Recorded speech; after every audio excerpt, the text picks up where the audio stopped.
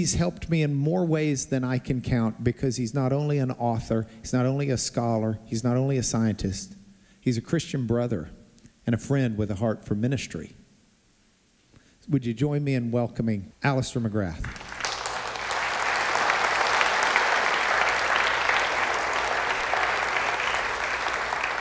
Well, ladies and gentlemen, let me begin by saying what a huge pleasure it is to be here, to be able to talk to you tonight about Richard Dawkins, C.S. Lewis, and the meaning of life.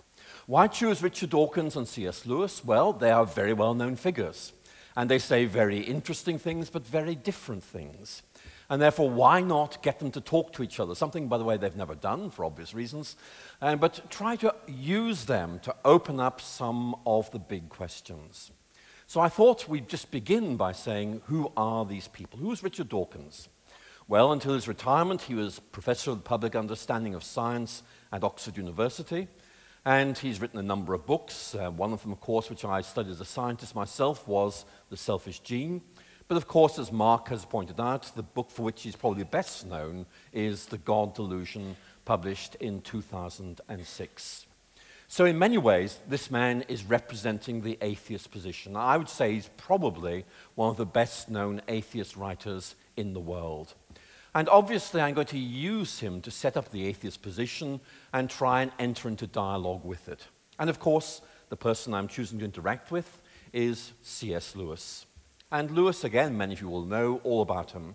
He was a professor of medieval and Renaissance English at Cambridge, and his well-known books include, well, you can guess what they are, Mere Christianity and Surprised by Joy. And Lewis is very interesting for many ways. In many ways, he is the man who exemplifies a Christian approach to the intellectual life, to the life of faith. And what I'm going to do is try and ask, what would Lewis say to Dawkins? What would Dawkins say to Lewis? And in effect, use this as a way of opening up these big questions. Now, you won't be terribly surprised to know that I'm much closer to C.S. Lewis on these things than I am to Richard Dawkins. But I'm going to do something which I think perhaps people don't always do. I'm going to try and take Dawkins very seriously and say, look, he's saying something that maybe we need to respond to. I'm going to try and answer some of the questions that he raises. And these two men are interesting because they have very different life trajectories. And many of you will know that in the case of Richard Dawkins, he's an evolutionary biologist, but interestingly, he began as a sort of Anglican of sorts and gradually transitioned to atheism. So he's someone who in effect has moved from some kind of nominal link with Christianity to a rather aggressive atheist. But as you will know, of course, Lewis is quite the reverse. His speciality is classics and English, and as perhaps you don't know, Lewis moved from his childhood atheism to mere Christianity. At Oxford, he discovered Christianity quite late in life and began to embrace this as something that was intellectually exhilarating and something that really gave him motivation to live out his life. So these are the two people we'll be interacting with. And what I want to do is begin by asking this question. It's a question that Richard Dawkins poses quite aggressively, but it is a good question. And the question is simply, is faith reasonable? And of course, Lewis and Dawkins have come to this question from very different directions. And interestingly, we need to ask what sort of reasons moved them in this direction. Dawkins takes the view that you can only believe what can be proved by reason or by science. And that's a very important theme. And I want to take it seriously, but at the same time begin to ask, where does this take us? Lewis takes a very different position. Lewis's argument is that most of the really important things in life lie beyond either rational or scientific proof, but are not irrational for that reason. If that sounds a little bit cryptic, well, I hope that as we progress, you'll begin to see what these ideas are all about. So let's begin by looking at Richard Dawkins on faith. Dawkins, in effect, takes the view that faith is the sort of thing that religious people get caught up in, and in effect it involves shutting down the life of the mind altogether. Here's Dawkins on the definition of faith. Faith, he writes, means blind trust in the absence of evidence, even in the teeth of evidence. In other words, it's a refusal to think. It's closing down the mind. It's irrational. It is not interested in evidence. And he expresses this in a number of ways. For example, in the second edition of his Selfish Gene, he made the remark that faith is a kind of mental illness. I think I have to say that's rather an overstatement, but it does, I think, indicate that Dawkins is absolutely convinced that there is something wrong with people who believe in God. And he goes on in later life to write this. Faith, he writes, is a state of mind that leads people to believe something, it doesn't matter what, in the total absence of supporting evidence. If there were good supporting evidence, then faith would be superfluous, unnecessary, for the evidence would compel us to believe it anyway.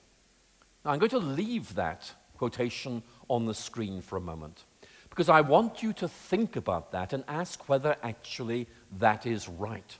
Dawkins is taking the view that if there's good supporting evidence for something, then in effect you are compelled to accept it.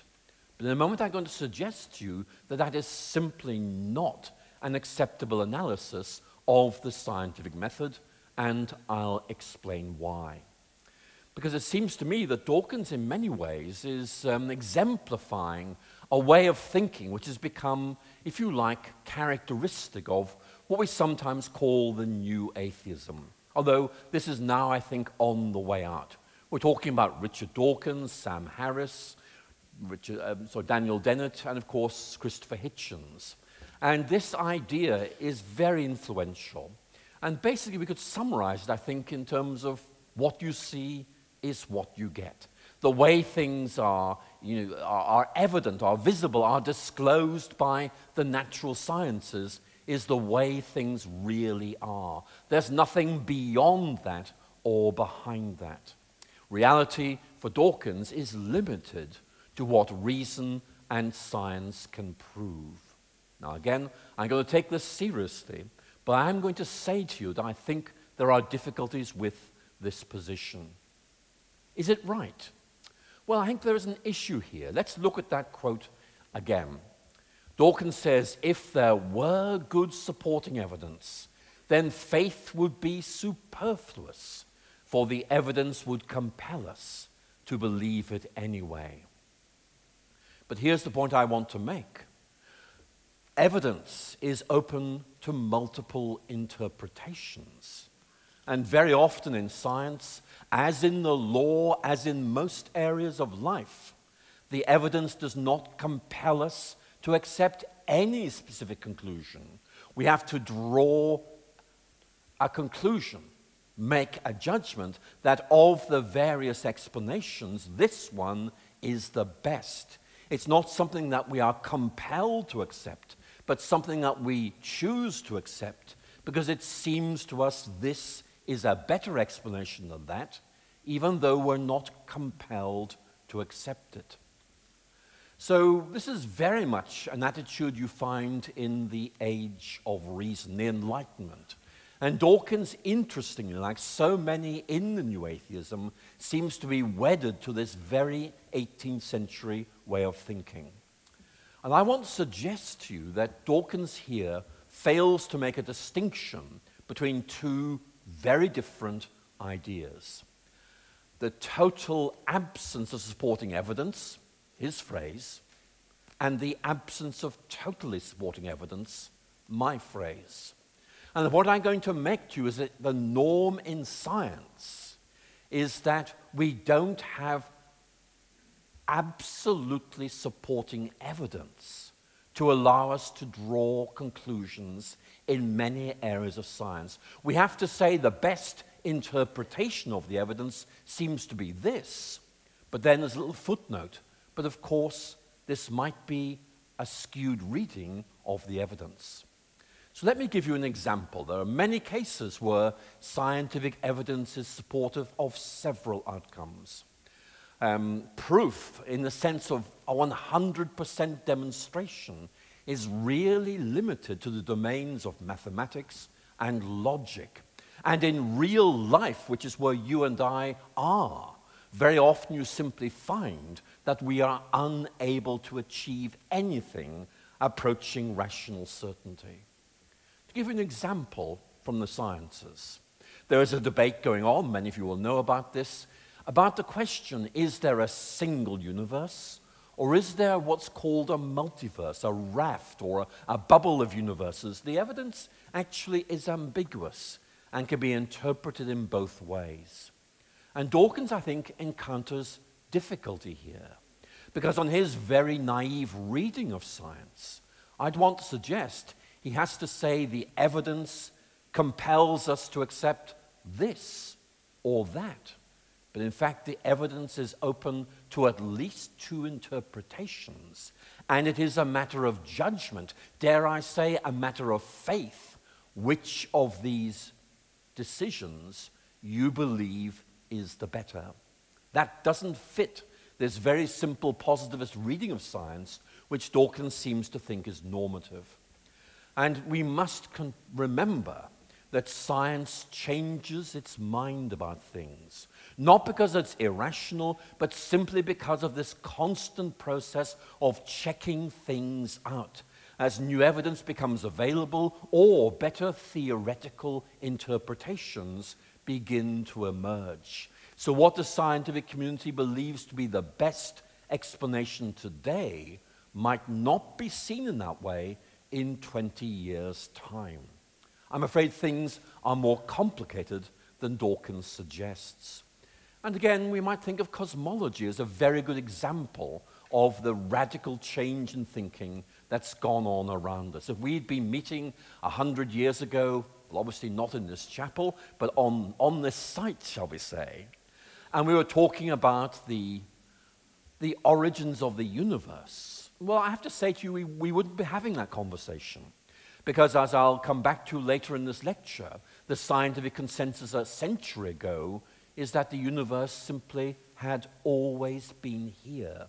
There's a radical shift in the past century reminding us that science rightly keeps questions open and sometimes changes its mind and changes it radically.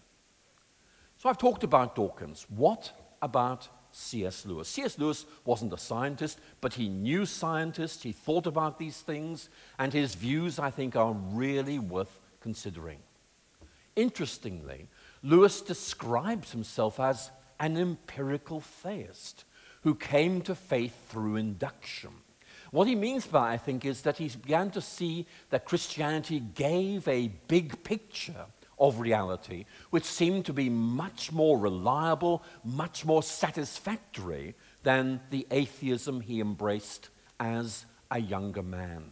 But I want you to note that Lewis became a Christian because of his perception that it offered a better explanation of things than his atheism. And actually, that's my story as well, although I don't want to place myself in the same kind of category as C.S. Lewis. He's rather better than I am.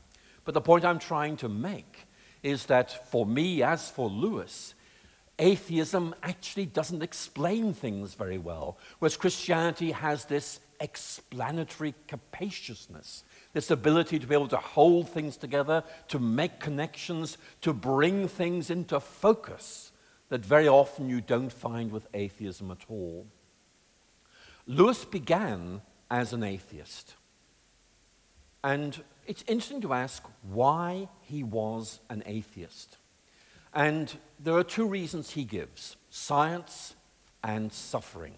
Science, because for Lewis, science in effect was the explanation of the world. There was no need to invoke God. In fact, if anything, scientific advance meant theistic retreat.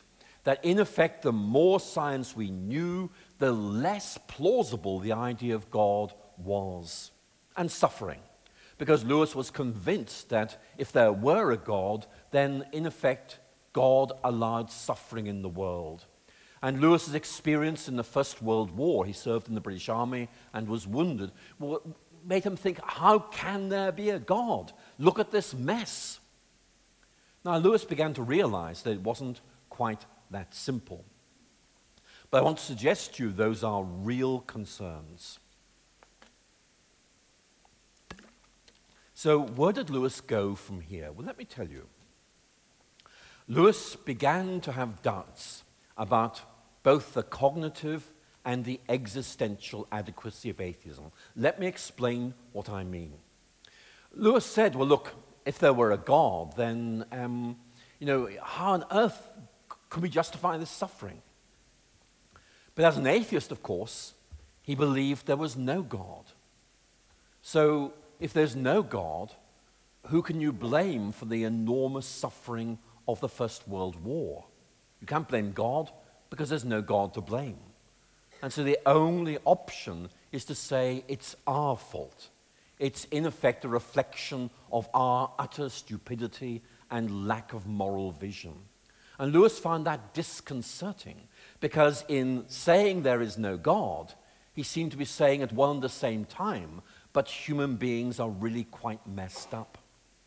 But more importantly, I think, Lewis began to realize that atheism might make some kind of logical sense, but it failed to address the deeper questions of the meaning of life, of what we're here for. And for Lewis in particular, it seemed to trap him in a rather dull, rationalist world without any beauty, without any role for the human imagination, without any role for the deepest human intuitions that there's more to life than what we see around us. And we see this in this splendid quote from Surprised by Joy, as Lewis describes the kind of pressures he experienced in moving from atheism gradually through belief in God to a full-blown Christianity. He writes, on the one side, there was a many-islanded sea of poetry and myth. On the other, a glib and shallow rationalism. It's a very powerful phrase, a glib and shallow rationalism. He goes on, nearly all that I loved, I believed to be imaginary. Nearly all that I believed to be real, I thought grim and meaningless. So Lewis's head was saying, there just can't be a God. But everything else screamed out, there is a better way of thinking. And that tension eventually led him to leave his atheism behind. And what Lewis began to realize, that Christianity was a big picture, which had to be evaluated by its ability to fit in what he observed in the world around him and what he experienced within him. And he expresses this in what I would say is a signature quotation, the final sentence of a lecture he gave at Oxford in the 1940s. And here it is. Many of you will recognize this. I believe in Christianity as I believe that the sun has risen, not only because I see it, but because by it I see everything else. And I want you to hold that image in your mind, because Lewis is a very visual thinker, a sun rising on a misty, dark landscape. And as it rises, the mist burns away, the shadows are dispelled, and you see things more clearly than you otherwise would. Now, sure, there are these things at the shadowlands, things that still puzzle us. But Lewis's point is that Christianity allows us to see things more clearly than we otherwise would. And therefore, for Lewis, what drew him to Christian faith to begin with was this sense it works. It makes sense of things. It makes sense of what I see in the world, including the capacity of science to make sense of things, but also his deepest intuitions within him, that there had to be more than what this world disclosed. So where do we go from here? What I'm going to do is take Dawkins with deadly seriousness. I'm going to look at this point head on. Dawkins, I think, is absolutely right to say we need to provide reasons for our beliefs. We can't just believe anything. There's got to be some kind of justification, some kind of reason, some kind of evidence that we are right in what we think. But, and this is a very big but, Dawkins is wrong to think that we can prove everything that we believe. And if I succeed in proving this point to your satisfaction, then everything in Dawkins's case simply unravels. So stay with me as I try to explore this point with you. There's a quote from a leading atheist philosopher who I think was rather wiser than Dawkins. There's an early sentence in Russell's History of Western Philosophy.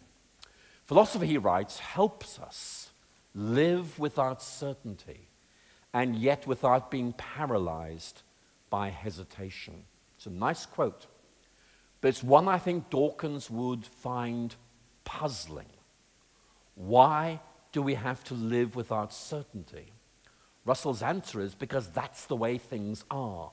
And that's the way I think things are as well. And I'm going to explain to you why this is. There's an Oxford academic called Sir Isaiah Berlin. And Berlin famously, a noted intellectual historian, philosopher, basically said, look, all of human beliefs belong in one of three categories. First of all, there were those that could be proved by empirical observation, science, if you like. Then there were those that could be established by logical deduction. And then there was a third category of things that couldn't be proved in either of these ways. And here is Isaiah Berlin's point. There aren't actually many things in the scientific and logical categories. But in the third category goes every social, political, moral, religious, anti-religious belief we have, because none of those can be proved to be right. And Berlin's point is that the more important a belief, the more difficulty we have in proving it. Only shallow truths can be proved. You and I live on the basis of beliefs which we can't prove to be true. And that is true of atheists as well. So let's just press home on this point. Terry Eagleton, a well-known British social philosopher, said, "We hold many beliefs that have no unimpeachably rational justification, but are nonetheless reasonable to entertain." In simpler English, what he's saying is, look, we believe a lot of stuff which we can't prove, but nonetheless it's reasonable to believe. In other words, it's about being beyond reasonable doubt, not something that's been proved. So let's do a little thought experiment. Here is the experiment. It's very simple. I want you to imagine that you only accept ideas that can conclusively and decisively prove to be right. Okay? In other words, you are limiting your world to these ideas. What might they include? Well, here are some.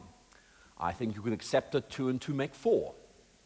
I think you could also accept that the whole, W-H-O-L-E, is greater than the part.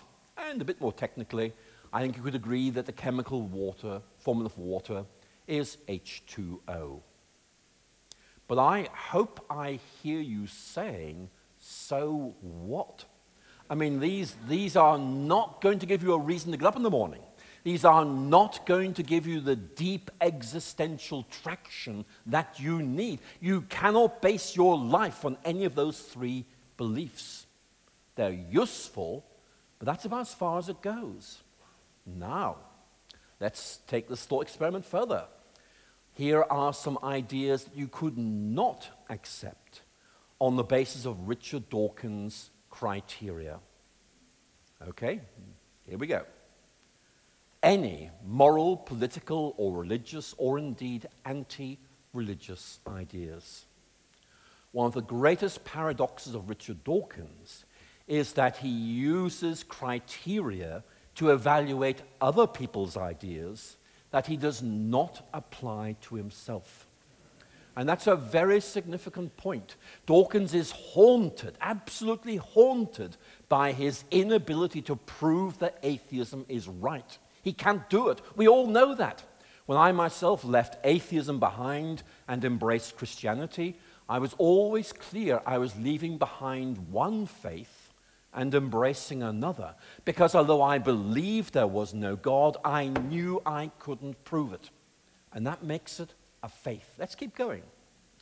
Also, life has a meaning. And its meaning is you fill in the gaps. You just can't say that because you can't prove that. Or again, here's something else. You cannot accept any notion of what is good or bad because, again, that goes beyond decisive proof. Or the belief that there is a God, or inconveniently for Richard Dawkins, the belief that there is not a God. Now, the point I'm emphasizing is that the beliefs that bring meaning to life lie beyond absolute proof. And the point I'm going to make to you is simply that's the way things are. The fact that I cannot prove there is a God does not mean that belief is irrational. It just means that human reason struggles to deal with these really big questions. And that's why I think Dawkins has actually developed a very superficial, inadequate understanding of how we arrive at our beliefs. Interestingly, I'm going to add one more item to that list, and that's Darwinism. Now, some of you will be surprised by that. Those of you who are biologists, I think, probably won't be surprised. But interestingly, what I'm saying to you is that Darwinism is a scientific theory and hence is provisional and open to correction in the light of theoretical advance or more evidence. And in making that point, I'm going to draw on a notable authority in this field, Richard Dawkins.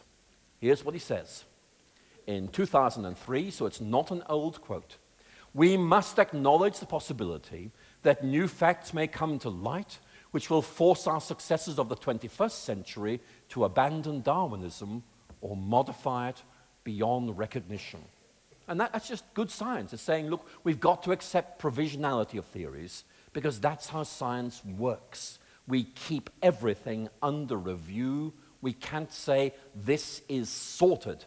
It's always under review. So I'm beginning to say to you that I think what we're seeing is that life is a bit more complicated than Richard Dawkins allows. And we live in a world in which the things that really matter to us are things, in the end, we have to accept by faith. And faith is not some sort of degeneracy that's limited to religious people. It's the human condition, because we end up being unable to prove the core things that we believe, whether we are atheists or Christians, or in fact, just about anything. So let's keep going by looking at a second major theme.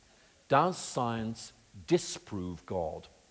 Now, clearly, Dawkins is very, very concise in this point.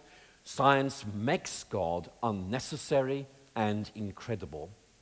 That scientific explanations will always win out in the end, and therefore the progress of science always entails the retreat of faith. It's a very simple Enlightenment worldview, this inexorable transition away from religion towards science, and that for Dawkins is just self-evidently true.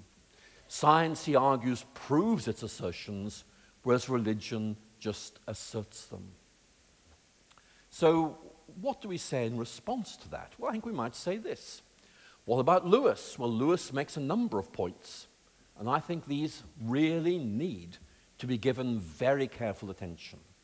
Lewis is not anti-science, but he raises fair points about what we think about science. Science, he argues, is provisional. It's on a journey, and it hasn't reached its end. So this may be what we think scientifically now, but it may not be the same as what we thought scientifically in the past, and we don't know what will be thought scientifically in the future.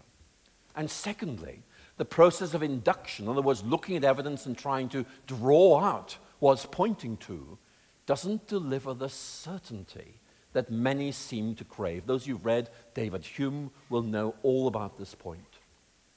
And then his point, that Christianity is able to provide an intellectual framework that both makes sense of the scientific enterprise and its successes, but also helps us understand its limits.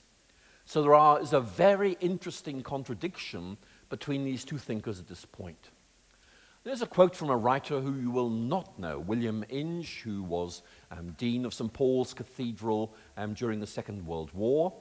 And he's basically saying, look, rationalism doesn't get what God is all about. It's almost as if rationalism thinks that God is something in the world, whereas, of course, for faith, God is the foundation of everything. He writes, rationalism tries to find a place for God in its picture of the world, but God cannot be fitted into a diagram. He's rather the canvas on which the picture is painted, or the frame in which it's set. So let's go back to this point I mentioned earlier. Dawkins' belief that science inexorably erodes belief in God. Here's my thoughts on this. I think there would have been a period between about 1870 and about 1920 when you could have believed what Dawkins said. But things have changed. Since about 1920, we've begun to realize that cosmology actually is much more complex than earlier generations thought. And we also began to realize that rationality, in effect, the process which we say this is right and this is wrong, again, is rather more complex than we'd realized. We're moving away from the Enlightenment towards a more complex, unsettling understanding of things. And certainly, if we look at changes in cosmology since the First World War, let me give you, here's a scientific consensus before the First World War. This is from a writer whose name I'm afraid I would struggle to pronounce, and therefore I'll simply let you read it. But this distinguished Scandinavian writer wrote this bestseller in 1906 in which he summarized the scientific consensus as follows. The universe in its essence has always been what it is now. Matter, energy, and life have only varied as to shape and position in space. In other words, universe always there, end of discussion. But all of you will know that all this has changed. Hubble began to realize there are star systems beyond our own galaxy, that the universe is expanding. And of course, that raises the question, why is it expanding? What does that tell us about the history of the universe? Pointing, of course, to the consensus of today, that the universe came into being. Now, interestingly, atheist scientists didn't like this. And I'll explain why in a moment, but you all know that this Big Bang, in effect, talks about something I think we just find impossible to visualize, that in an astonishingly short time, the universe grew from a very small size through the size of a grapefruit to what we have today. I find it almost impossible to imagine that. But interestingly, atheist writers didn't like the idea of the Big Bang. For example, Fred Hoyle thought this idea sounded too religious, and therefore he developed a steady state model, which is basically, well, something may seem to appear here, but something's disappearing somewhere else. So in effect, it all balances out. Now, interesting, Steven Weinberg, who, as many of you will know, is quite aggressively atheist, back in 1967 at a conference at MIT, he wrote these words: the steady state theory is philosophically the most attractive theory because it least resembles the account given in Genesis. Now, that's not really good science as far as I'm concerned. However, Weinberg wisely added these words: it's a pity the steady state theory is contradicted by experiment. So you can see where that takes us. Let me tell you about this debate about God. In 1948, Bertrand Russell got into an argument on BBC radio with Frederick Copleston. And the debate was the question of God. And it was complex. It ranged over a whole range of topics like, do we need God to provide a basis for ethics? Well, Frederick Copleston, the Christian, got the better of that debate by far. But one element of this debate was, do we need God to explain the universe? And Russell's argument was, well, look, the universe has always been here. We don't need God to explain that. There is no need to invoke God at all. He won that debate. But since then, the science has changed. It's changed radically.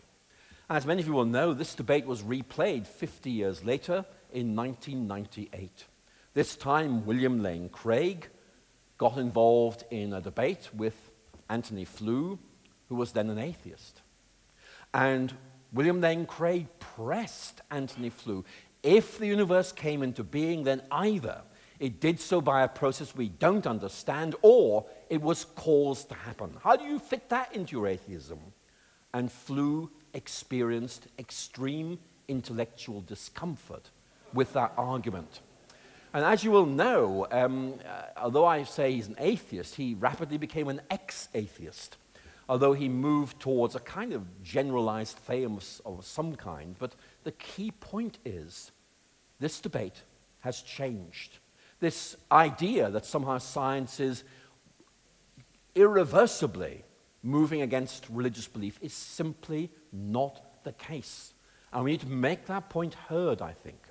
Now, there's another point, which is to do with Dawkins' understanding of science. Dawkins believes that a scientific explanation trumps everything. In other words, you provide a scientific explanation, every other explanation is thereby excluded because science is right, and there is no need to bring anything else into the equation. The question that Lewis would ask is, what if that's just part of the picture, not the total picture? In other words, in offering explanations of things, that science has something to say, but also so has religion. And to illustrate this point, I'm going to give you a very simple analogy. There is a kettle boiling, and this is Frank Rhodes, who was a British geologist who became president of Cornell University. And he asked us to imagine a kettle boiling. Here is his question: why is the kettle boiling? And he gives an answer. Because there is energy conversion. In his case, the gas catches fire, energy is converted, water reaches boiling point. That is why the kettle is boiling. But he also said, but of course, there's a second reason, which is, he's English, I wanted to make myself a cup of tea. Now, I want you to hold that in your head. Two explanations. Does the fact that explanation 1 is right mean that explanation 2 is wrong? No. Does the fact that explanation 2 is right mean that explanation 1 is wrong? No. The two explanations go together to give you a bigger, a more reliable picture of what was actually going on. He wanted a cup of tea, therefore he put the kettle on to boil, the gas was converted, and so on. You see the point I'm trying to make? We need a bigger picture, and science is part of the picture, but it's not all of the picture. And that really is Lewis's position. Here's Frank Rhodes just making this point. These, energy conversion, making a cup of tea, are different answers, but both are true, both are complementary, and not competitive. One is appropriate within one particular frame of reference, the other within another frame of reference. There's a sense in which each is incomplete without the other. And that's really what Lewis is saying. And I want to suggest to you that is right. That, you know, we can quite easily talk about a scientific account of the origination of the universe, here is how it happened, and a religious account, here is why it happened, the whole doctrine of creation. One is about this is what actually unfolded in history. The other is this is why that process began to unfold in the first place. It is a bigger picture which brings together these insights, and that seems to me to be a very important point to make. Which brings me to my third and my final point. What's life all about? It's a very important point, And Dawkins and Lewis take very different perspectives on this. It's very easy, particularly for Richard Dawkins or Christopher Hitchens, to take a very strongly reductionist approach to humanity, saying we're just atoms and molecules. And I want to suggest to you that is very widespread within contemporary atheism, that somehow the affirmation of atheism seems to entail the fact that we have to adopt this very, very materialist, very, very reduction account of human nature. Or, perhaps like Dawkins himself, think that our sole purpose is simply to reproduce our genes. In other words, we reduce human significance to the level of our components. Well, I want you to look at what I'm holding in my hand, which is a bottle of water. Now listen, this bottle of water is just atoms and molecules. And on the basis of this totally inadequate account of human nature, because I am allegedly just atoms and molecules, that puts me on the same level as this bottle of water. I do want to suggest that there's a lot more that needs to be said, and we're not going to get that from this kind of scientific reductionism. So what I think we need to do is say there is something about human nature that makes us want to ask these deeper questions, existential issues. In other words, not just how do things function, but why am I here? What's the purpose of life? And these are fundamental questions that human beings ask and want to have answered. And for that reason, I'm going to suggest that we need more than science. We don't just want to know how things work. We want to know something deeper. We want to know what they mean. And that's true about human nature. We can work out how human bodies work, but we need to know what we're here for and what the point of existence actually is. There's a British writer called Jeanette Winterson, and in a recent book called Why Be Happy When You Can Just Be Normal? A very interesting question. She wrote these words: we cannot simply eat, sleep, hunt, and reproduce. We are meaning-seeking creatures. I want to suggest to you that psychology would confirm that point.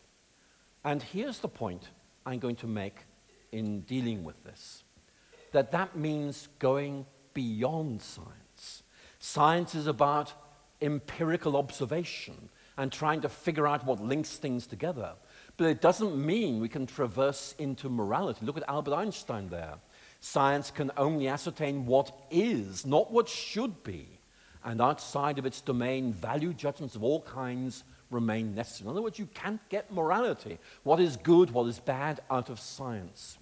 And this seems to me to be a really important point. There's a Spanish philosopher who writes very well on this point. Scientific truth is characterized by its precision and the certainty of its predictions. But science achieves these admirable qualities at the cost of remaining on the level of secondary concerns, leaving ultimate and decisive questions untouched. His point is, science is looking at one level, but we need something deeper. Meaning is not something empirical. Morality is not something empirical. These are about interpretations of our world. And that means, by definition, they cannot be proved to be right. And Ortega goes on to say, we're given no escape from ultimate questions. What are ultimate questions? That's a phrase Karl Popper introduced. It means questions like, what is the meaning of life? What is good? Big questions, the kind of big questions that is in the title of my lecture. We're given no escape from ultimate questions. In one way or another, they're in us, whether we like it or not. This point, look at this.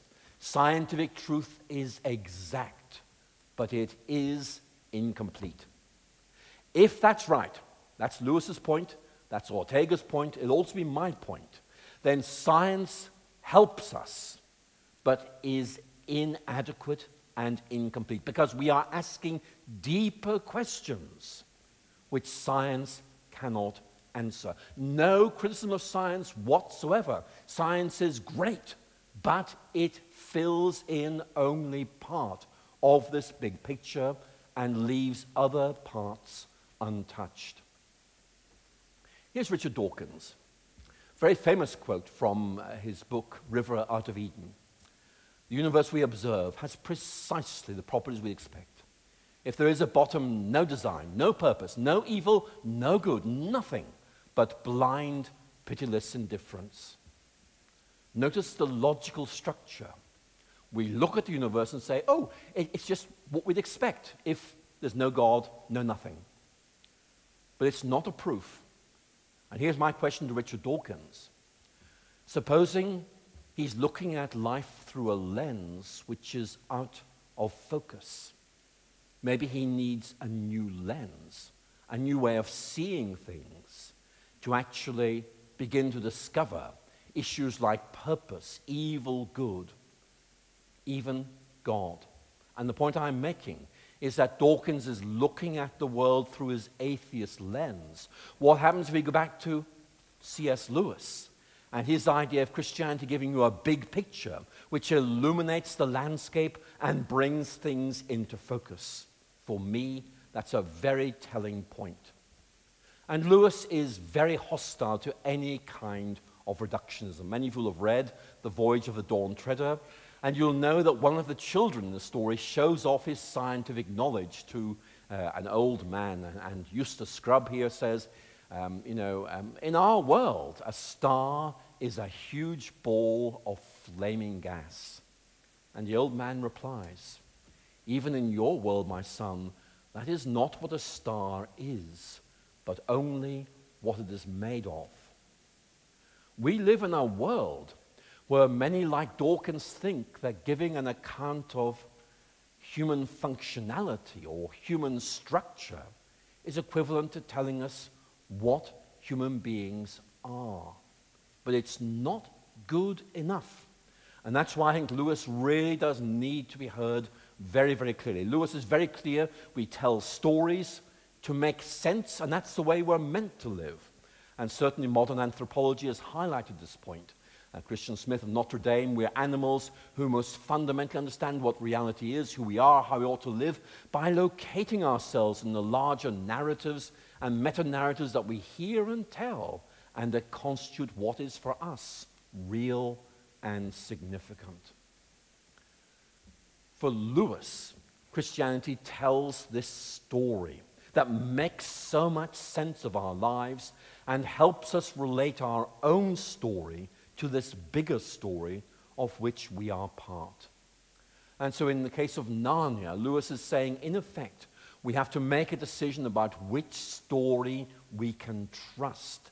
That faith in many ways is saying, this is a true story and I fit into that story. And we need to be aware that our culture tells many stories. One of them is that we are random outcomes of a random process. We're here by accident, so why don't we just live and get on with life and not think about meaning and value and purpose? Lewis is saying there is another story that tells us a very different account of the way things are and invites us to enter into this richer vision of reality. And the point is, they can't all be right. I must begin to wrap up. Peter Medawar, who won the Nobel Prize for Medicine back in the 1960s, was very, very clear. He was a rationalist, but he was absolutely clear science has its limits. We need to acknowledge, he said, there are questions that science cannot answer and that no conceivable advance of science would empower it to answer. Lewis would agree. And the point that Medawar is making is that there are questions we rightly ask. What is the point of life? Why are we here? What is good? How do we live the good life? And if science can't answer them, then we don't say these are silly non-questions. We say, well, that's not a problem. We therefore look for answers somewhere else. There's a big picture. Science fills in part of it, but so does the Christian faith. It, in effect, gives us this added dimension of meaning, value, and purpose, engaging those deeper existential questions which matter to so many people. So I'm going to wrap up in a moment. I'm going to wrap up by looking at Alex Rosenberg's interesting book, The Atheist's Guide to Reality. And in this, what he does is say, here are some questions we ask, and here are the answers that science gives. I'm going to present you his own questions and answers in his own words. I'm going to say to you, I think this approach is completely inadequate. Let me see if you agree with me. Question 1, is there a God? No. Number 2, what's the nature of reality? What physics says it is. What's the purpose of the universe? There is none. What's the meaning of life? Ditto. Nah. This is amusing, but the next one is not amusing. It's deeply worrying. What is the difference between right and wrong, good and bad? There is no moral difference between them.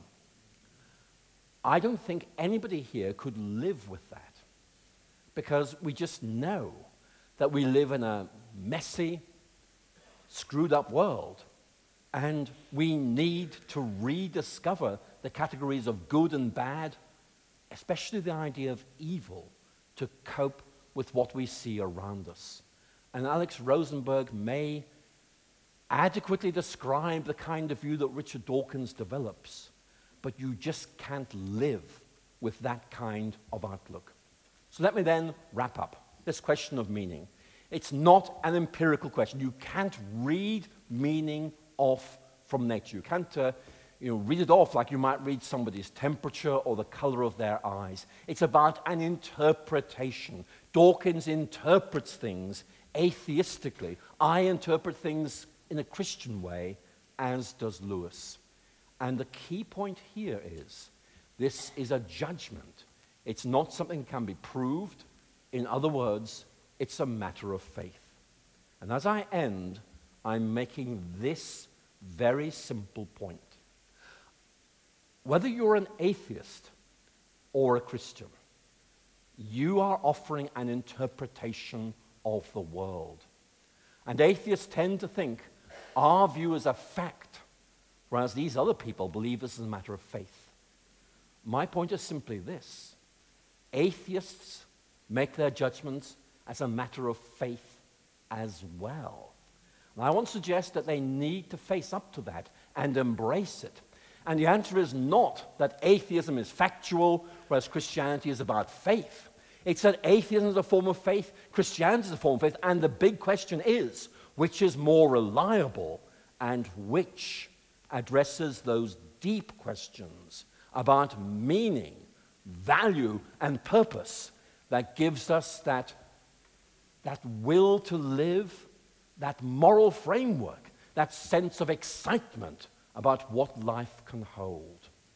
In saying I think C.S. Lewis gets this right, or at least more so than Dawkins, the point I'm making is very, very simple. If Lewis is right, then Christianity gives us a way of looking at the world which is reasonable, which is evidenced, and above all, something that gives us an understanding of who we are, and more importantly, why we matter.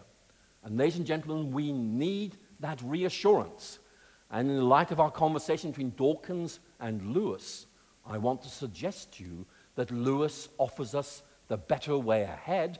We take Dawkins seriously, but nevertheless, in the end, he himself cannot stand in the light of the criteria he uses to judge others, but doesn't apply to himself. Ladies and gentlemen, thank you so much for listening.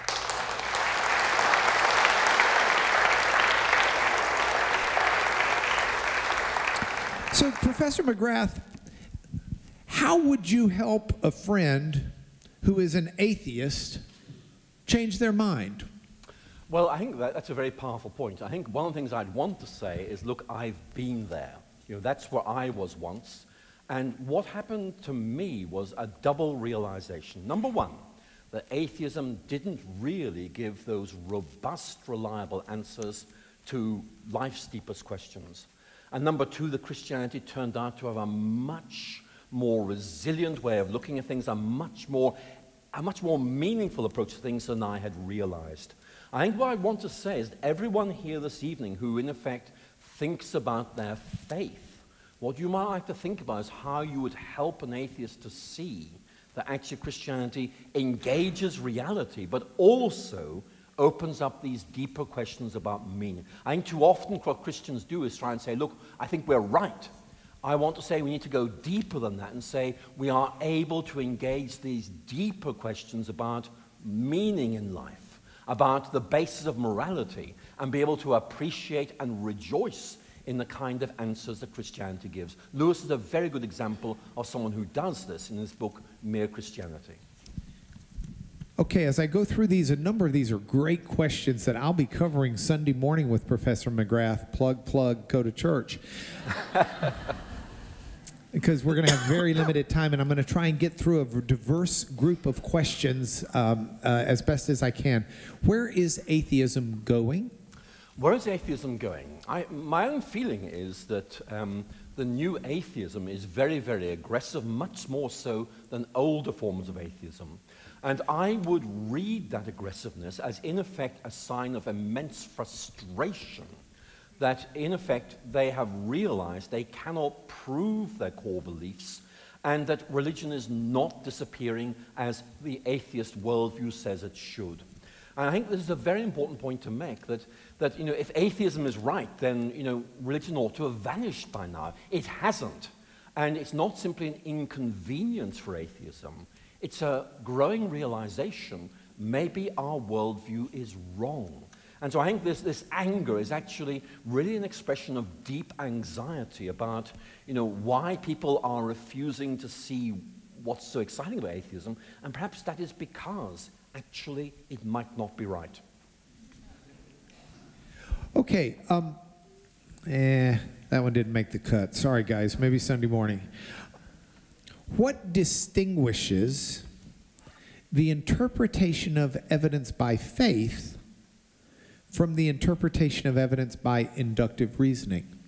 I think that the two are much closer than you might think. Supposing you are looking at a body of evidence using inductive processes, and what you've got to do is ask, which is the best interpretation? What criteria might you use? Well, there are four that are very often used. One is, in effect, its simplicity. One would be its elegance. Another would be its fruitfulness. Another would be its comprehensiveness. Think of number two, elegance. That's about beauty. Beauty is a judgment. It's not an objective criterion. And what I'm trying to make is that actually there's a serious debate in the philosophy of science about how you organize these, which is the hierarchy, which is top. And in effect, these are simply criteria that are used to help you make a decision. It's not as if it's written in the deep structure of the universe that you use these four criteria in this order in some kind of algorithm that gives you the answer. In the end, you make a judgment using those criteria that this theory is better. But that's a judgment, which is another way of saying, I have faith, this is the best explanation. So there's much greater overlap than you might think. One of the things I've not told you all in the introduction, but you may know, is Professor McGrath has actually debated Richard Dawkins before. He's a fair person to say, here's my understanding of what Dawkins would or would not say. So within that framework, I'll ask this question. Dawkins' scientific reductionism has been and still remains widespread in the West, especially in the academy. Any ideas why? Well, here I want to say two things in response to this. One is that science itself entails no philosophy whatsoever. It's about trying to understand what the best way of making sense of observations is. The kind of scientific reductionism that Dawkins espouses is not science, it's a philosophy. It's kind of a metaphysics that's been grafted into his science, and it's a materialist reductionist metaphysics. So the point I'm going to make is that actually Dawkins is here primarily speaking not as a scientist, but actually as a philosophical materialist. And I think that it's not good for science to be allied to philosophy like that. But the second point I want to make simply is this. That's what Dawkins says. There are many other scientists who would say very, very different things, saying, in effect, that is his interpretation of things. It is not self-evidently right. It's not the most obvious interpretation of the evidence. There is room for other interpretations. And the key point I want to make is that scientists who are Christians really do need to say there is another way of looking at things. It's this. It needs to be taken seriously. Okay, the lightning round. Quick questions with quick answers. Did Lewis believe in the virgin birth and the Trinity? Virgin birth, question mark, Trinity, definitely. What is the purpose of life according to C.S. Lewis? That's hardly a lightning round question. I'm sorry. In one word, the hope of heaven. Sorry, that's actually 3 words. Sorry, my mathematics isn't very good tonight. From Texas, I'm on British time. Yeah. And from Texas, we tend to put all of that into one word. Hope ahead. His PhD, or his DPhil, Oxford's PhD, is in molecular biophysics. And someone else remembered at least the biophysics part because they asked, what is biophysics? It's understanding how biological structures actually work, like cell membranes. What's your next book? It's a book looking at rationality in science and religion, and one of the people I'll be engaging with in writing this, of course, is both C.S. Lewis and Richard Dawkins. So thank you for the preparation for the book. Don't people usually choose their beliefs on life, in the universe and everything based on their own preferences? I think this is a very good question. I mean, I personally think that very often people will arrive at a view as to whether there's a God or not a God, and will then interpret science in the light of that faith. I think that's an important point to make, and the point I would want to make in response to that is that science does not entail atheism. It's simply an option. And Dawkins' argument seems to be, science necessarily moves you towards atheism. Well, it doesn't. End of discussion. Okay, and there are some great questions. I promise you I'm going to try and go through those and get to some of them Sunday morning, but we're really out of time, and so I've got 2 more lightning round questions I can ask. Well, 3. But who's counting? What is your favorite Lewis work? Depends on the day of the week, but it's either Surprised by Joy or Mere Christianity. Which one had the greatest impact on you?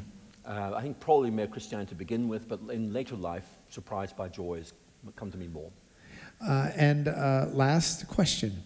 How, amidst your other responsibilities, did you make time to read all of these works by Lewis? Specifically, what's your schedule regime? Well, first of all, it was a labor of love. It had to be done. I mean, you're a lawyer. First thing you do is you assess all the evidence and you lay it out, because if you don't do that, what's the point in writing about Lewis? So in fact, it's very, very important to get that done. How did I fit it in? Well, I get up early in the mornings.